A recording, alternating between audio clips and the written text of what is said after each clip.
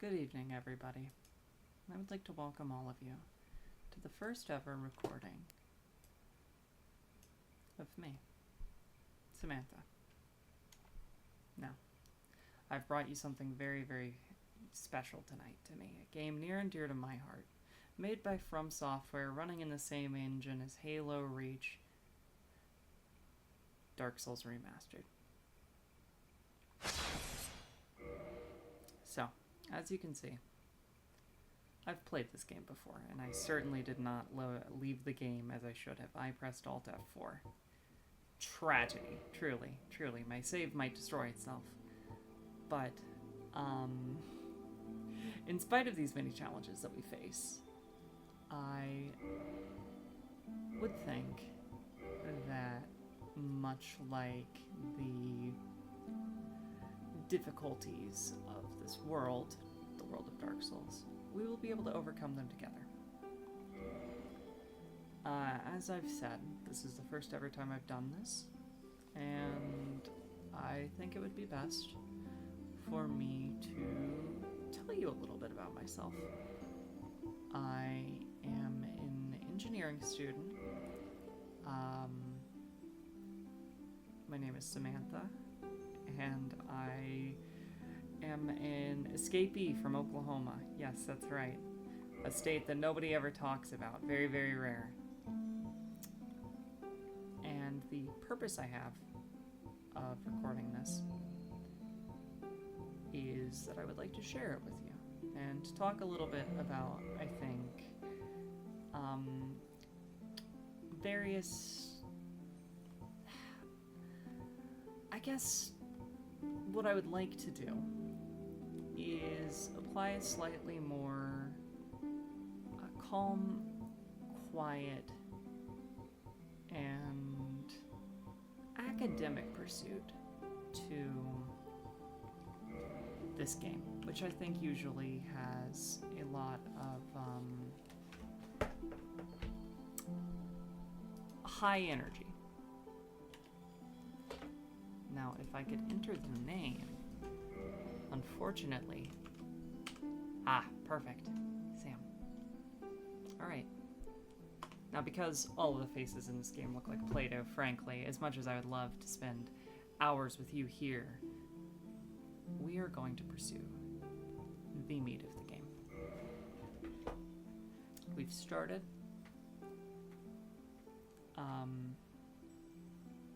I feel good about this.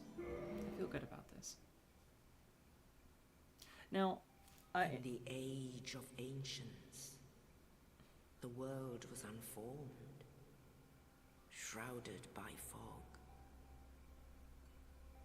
A land of grey crags, arch trees, and everlasting dragons.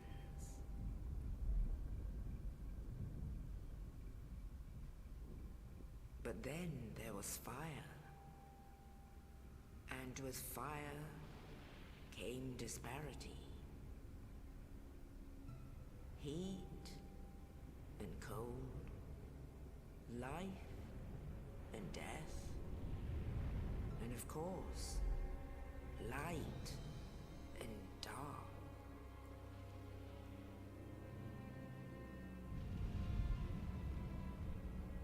Then from the dark they came and found the souls of lords within the flame.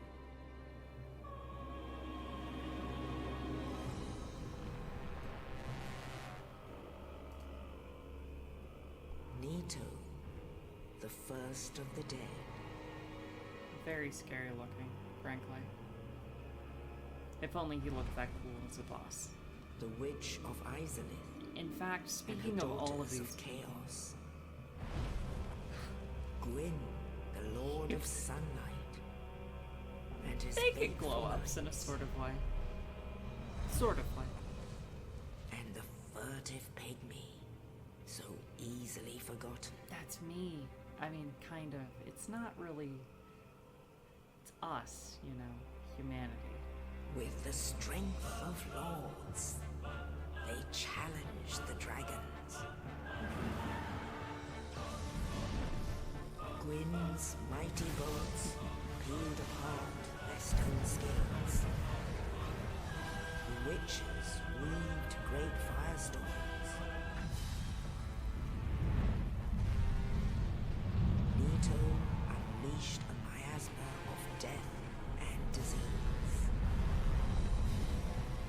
And Seath the Scaleless betrayed his own, and the dragons were no more.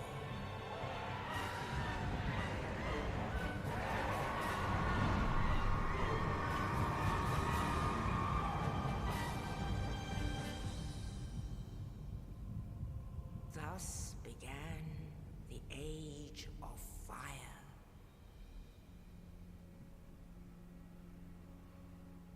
But soon the flames will fade, and only dark will remain.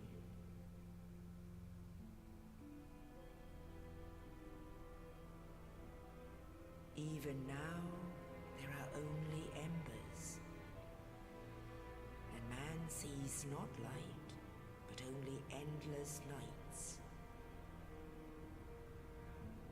And amongst the living are seen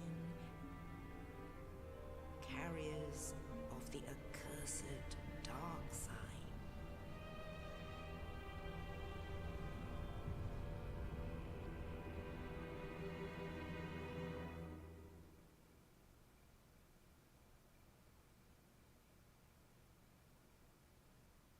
All right. So, Dark Souls.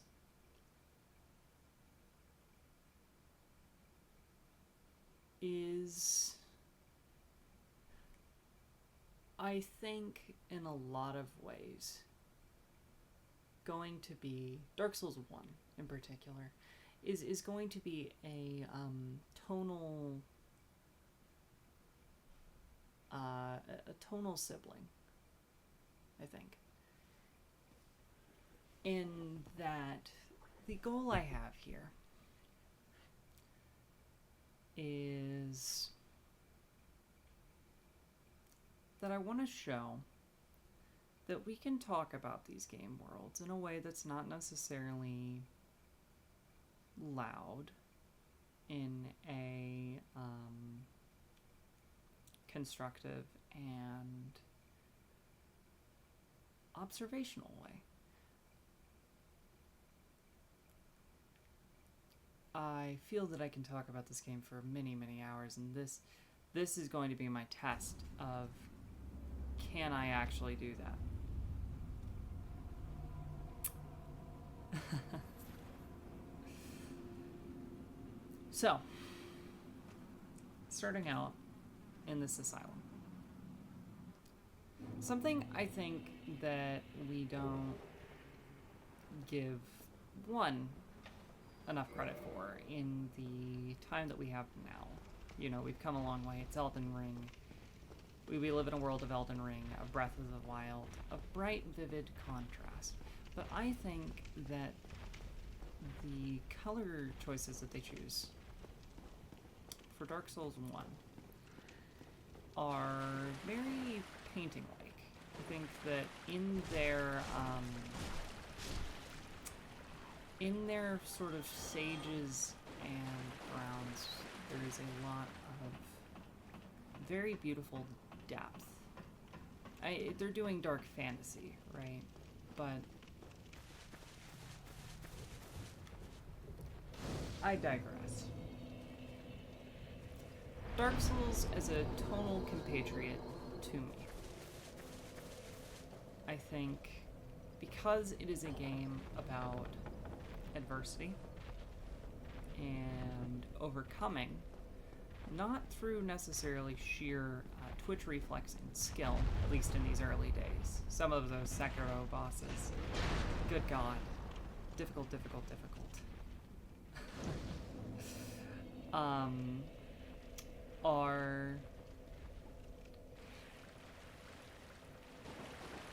It is a game that you can beat by paying attention to the world and by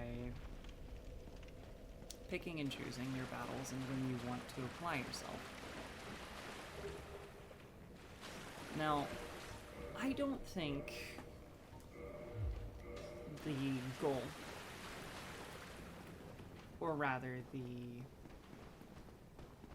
method with which I am attempting to share this game with you, will always be critical analysis or like really super.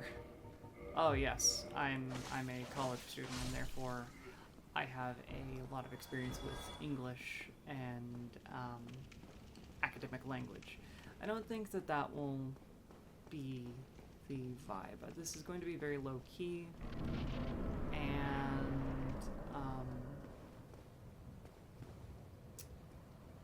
more a friend showing another friend something they enjoy. I deserved that. So.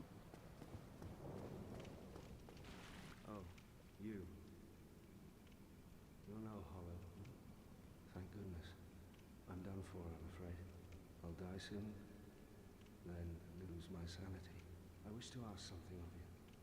You and I, we're both undead. Hear me out, will you? Sure thing, bud. Regrettably, I have failed in my mission. But perhaps you can keep the torch lit. There is an old saying in my family. Thou who art undead art chosen. In thine exodus from the undead asylum, maketh pilgrimage to the land of ancient lords. When thou ringeth the bell of awakening, the fate of the undead thou shalt know. Well, now you know. And I can die with hope in my heart. Of course, my friend. One more thing. I believe your name Here, is... take this. An Estus flask. An undead favorite. Oscar? Are you Oscar? Oh, and this. Now I must bid farewell. Yes. I would hate to harm you after death. So go now. Yeah. And thank you. Of course.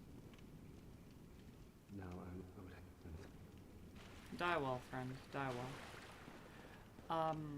But yeah, this is a game about overcoming through perseverance.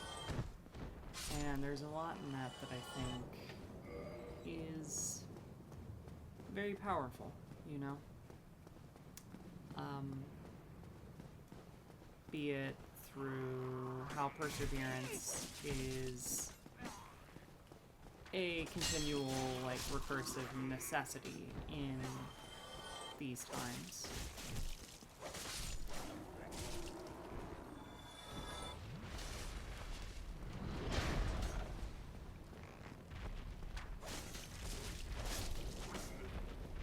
But yeah, Dark Souls. It's a game I care a lot about, and I think I first found it in... God, probably when it was a game for gold in like 2012 on Xbox 360. Now at that point, I wouldn't say that the online was dead, but I was certainly not old enough to fully comprehend what the hell was going on with it. I just know that I had tried pretty hard to beat this first boss here, did not know that was a thing. I brute forced the guy and stabbed him to death with a broken straight sword. I was really confused why the game was starting me off on such a hard one, but yeah, it was the game for gold, and I never really was able to get super into it. I thought maybe, you know, I wasn't a good enough gamer. And that is a rumor, I think, that is very pervasive in this game. I've since learned, looking back historically, that apparently this game had a very heavy 4chan population that was backing it in the early days, which of course makes sense. Only in the ancient legends it is stated And that one day an undead shall big ass bird. As we all know, big-ass birds are related to gaming skill quality. It's in pilgrimage it's a linking that goes back to the beginning games. You know, to the Pong. land of the ancient lords. Used to be said that eagles were the best Pong players. Lordran. Still, I think that to speak of others who've spoken to the difficulty of this game, it is a very granular experience, I find. Which is to say, you have a lot of control over how difficult and in what ways it is difficult the game is. Be it this very comprehensive list of stats, which of course I will be leveling vitality first because I like having a nice health bar. And not really knowing where to go. Well,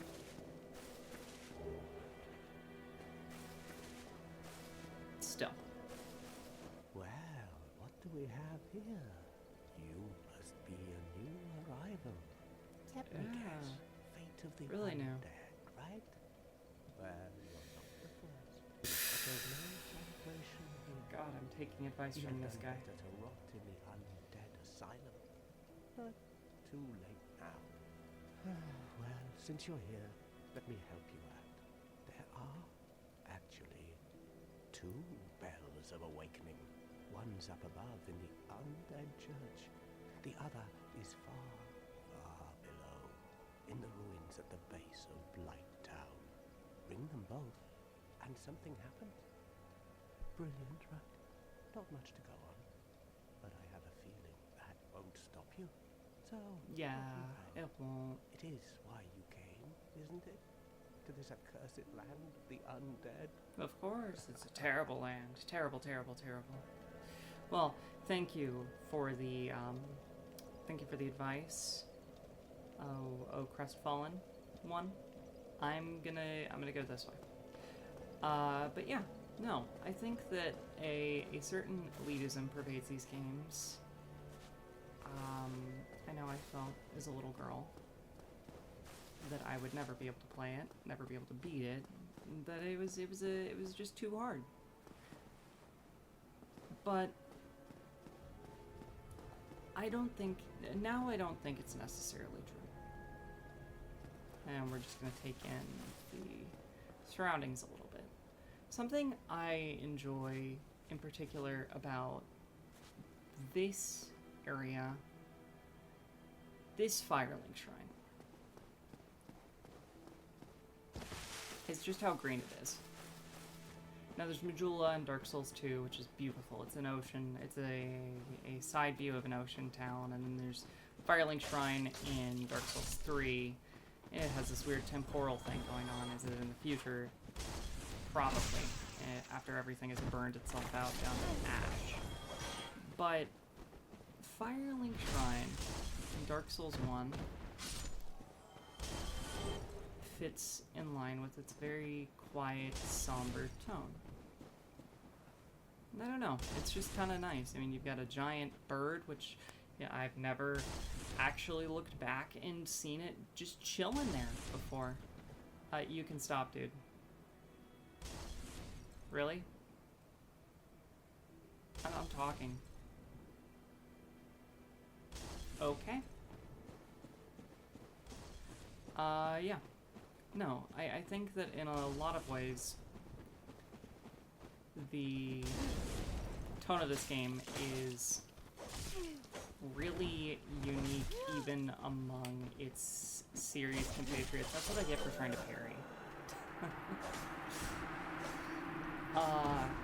As I record for the first time, to break my very large veneer.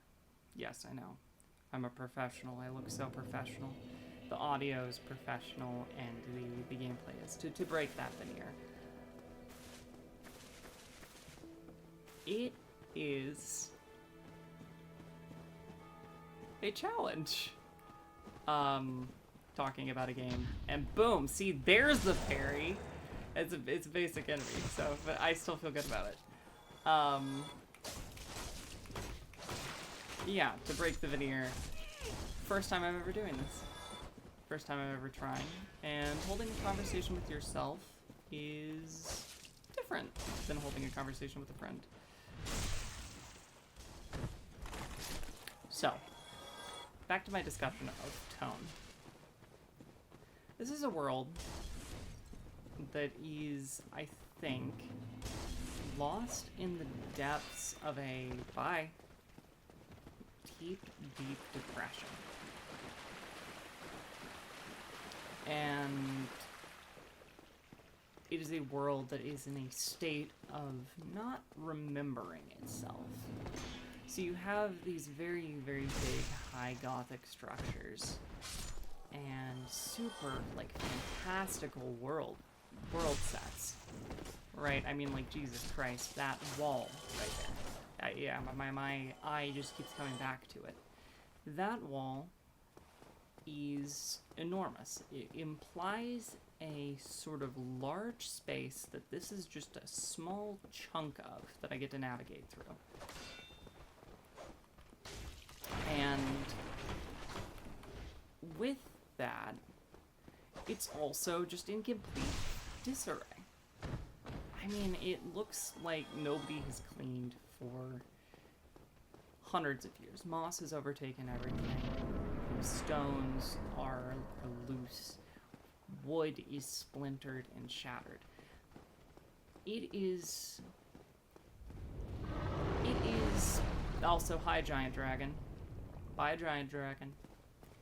It is a world that is simultaneously, like, deeply, profoundly exorbitant, and also lost. We are not here in a glory day. We are here past it. And it is for that reason, I think, the reason that we are, you know, seeing this place in a state of loss, that makes the sort of striking out and striking back against it, overcoming it, feel significantly more powerful. When we have these deep, I guess, lows to be overcoming, it makes our success feel all the higher.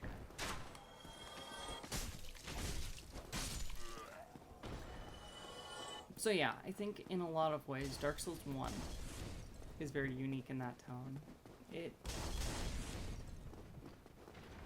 comparative to the other two Dark Souls games, 2 and 3. Now I'm going to bitch out and run like hell, because that's the real secret of Dark Souls, once you know what you're doing, is you don't have to fight. Picking and choosing your battles. Woo! Okay, I am gonna once again break that veneer, break the seal. That went so, oh mother. Oh boy, I made a mistake. Right after making a really awesome jump, I can't go down, because if I go down, there's gonna be an angry person. In fact, let's get him on camera. He's our good friend. It's not really clear if he's the real Havel or the fake Havel. Now you're probably wondering, if you've never played Dark Souls, who the hell is Havel? Havel's this guy. Big tooth. Oh boy. Big dragon tooth. Heavy suit of armor. Very worth dying to him. That was for sure in my plan.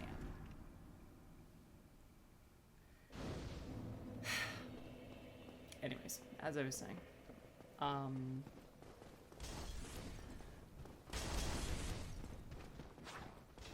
was not expecting to jump past that flaming barrel. That's impressive. Anyway, by having such high contrast, it becomes a very memorable game. Also, I never have to worry about that barrel again. I was such a badass that problem is just gone forever. Let's go, Team Sam. Number one, number one, number one. Now, I have no idea how this is gonna go. Another thing that this game does is a learning moment, because everything that you've seen prior to this was a learning moment that I have learned from, frankly. Is that this game will not necessarily fight in I wouldn't say it's unfair, but it is certainly a asymmetric balance. You are expected to kill a hell of a lot more guys than are expected to kill one of you. And so in keeping with that, as you can see, actually where I ran up from, if I have the view right, in keeping with that asymmetry, we have what is going to be a pretty spooky boss fight. Very thin, narrow, a place for me to fall off, if you can see the holes in the walls there and there. There being the closer one, and then there being the farther one away. But before we get into it, I'm going to talk a little bit more about the surrounding areas. So, back in the whole, this is a world that is forgetting itself, the weather is very vividly bright while being completely overcast. The sun is both at once grossly incandescent and completely invisible. You can't really see it. You just know it's there because of the rays. So we feel its warmth, but it feels cold and distant. That's important. The other thing is that this game does just exquisitely super special, is that it is a very realized 3D environment. So everything that we can kind of see around here, that's the path I ran up, I think. And downish over there is Firelink, maybe. I'm not fully certain. I don't remember the geometry. But this is a very integrated world. So,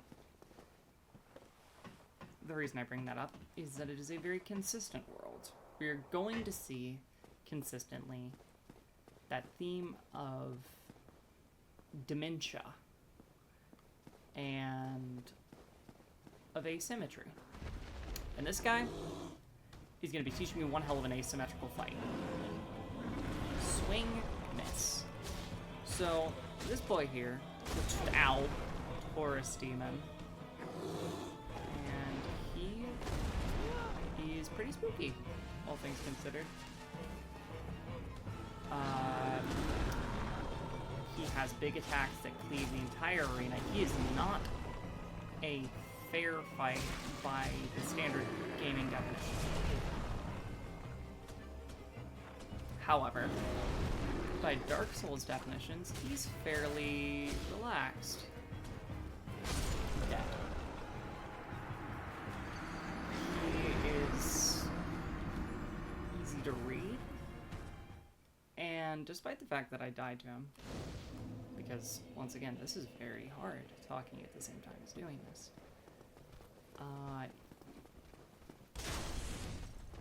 he is very easy to read, and as such, you can pretty much dodge through most of the stuff. You just have to learn what he is teaching you is how do I position against a guy who is 8 times bigger than me in an arena the size of my pinky, right?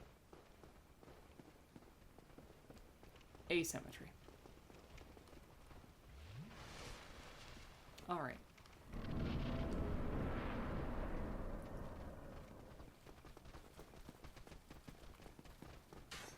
I want my money back, but I didn't have any money, so I don't... you know, these two. Oof. Oh, those two. That's the other thing. I hadn't even really thought about it because it is so ingrained into me after years and years and years of playing this to just immediately kill these guys. That if you were to just run in here, they're gonna shoot you in the back while you're fighting the big ass dude. And so that's another way that is reiterating its point. Pay attention to your arena, pay attention to your opponent, and most certainly, take full advantage of it. Now, for me, I might lock in here for a second and shut. Oh boy, this wasn't. He was supposed to be dead by now. Oh no. Okay, well.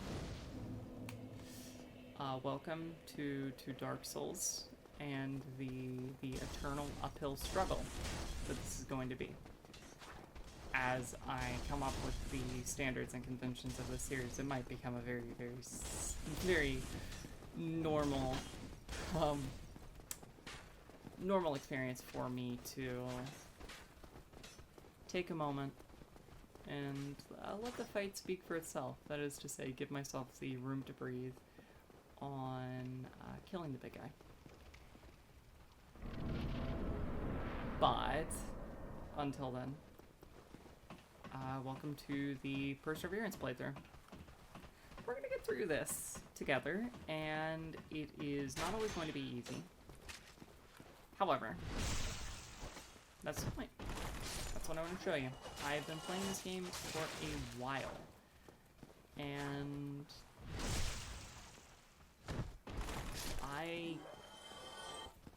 while I can beat it,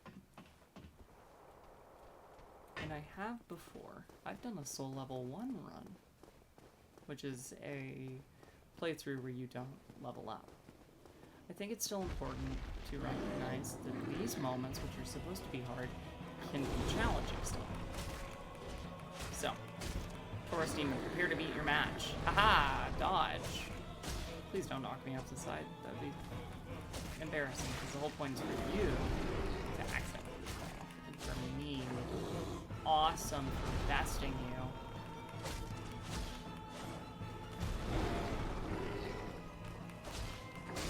Whew.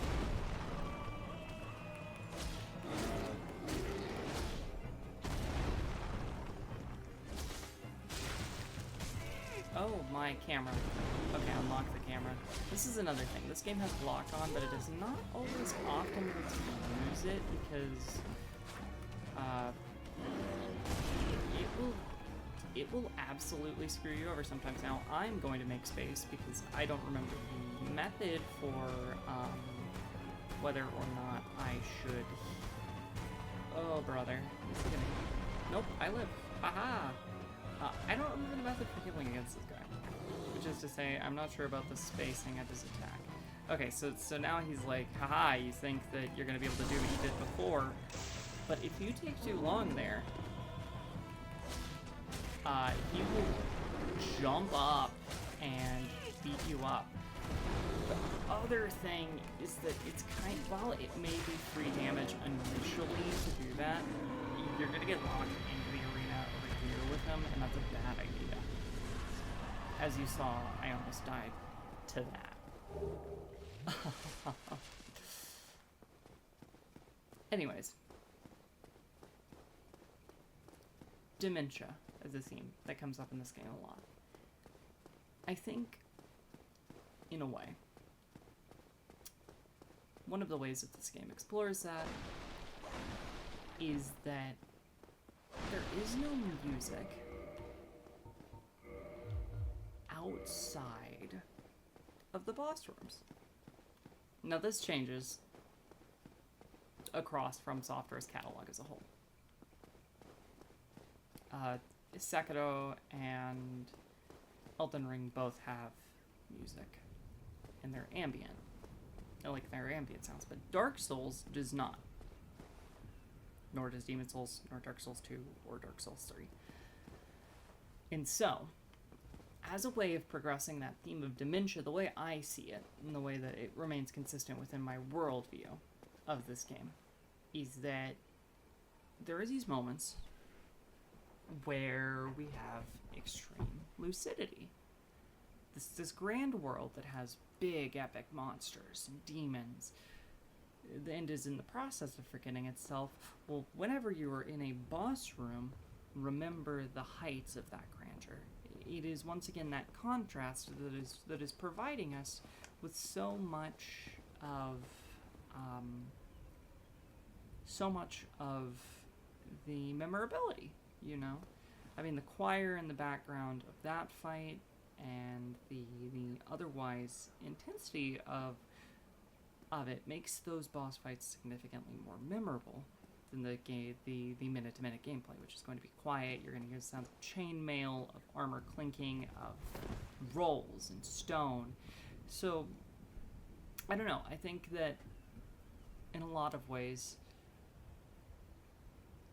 it enhances in both directions, because like minute-to-minute gameplay becomes much more gritty. All you're hearing is the sounds of fighting and combat and rolling, and then outside of that you have the moments of appreciation and beauty.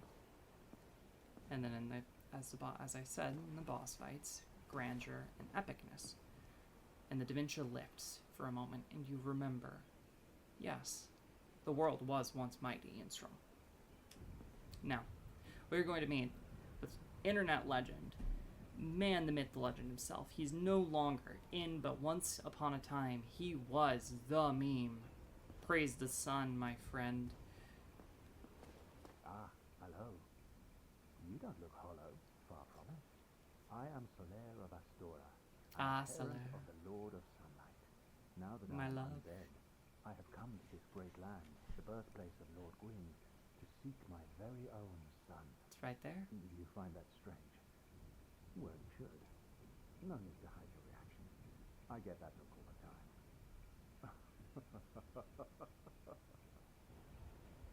Beautiful. Oh, aha.